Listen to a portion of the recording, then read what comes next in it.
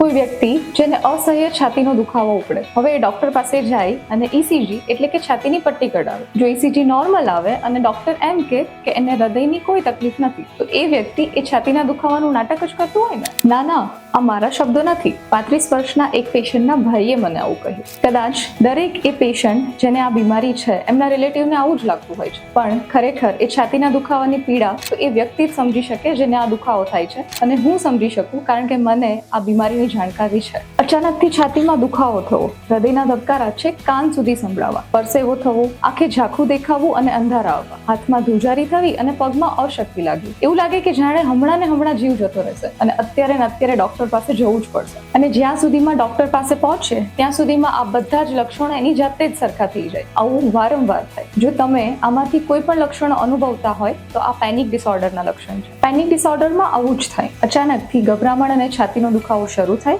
ધીમે ધીમે એ વધે અને અમુક મિનિટ અને કલાકમાં એની જાતે જ એ સરખું પણ થઈ જાય. જો તમને આ તકલીફથી છુટકારો મેળવવો હોય તો તેનું સાચું નિદાન અને ઉપચાર કરાવો.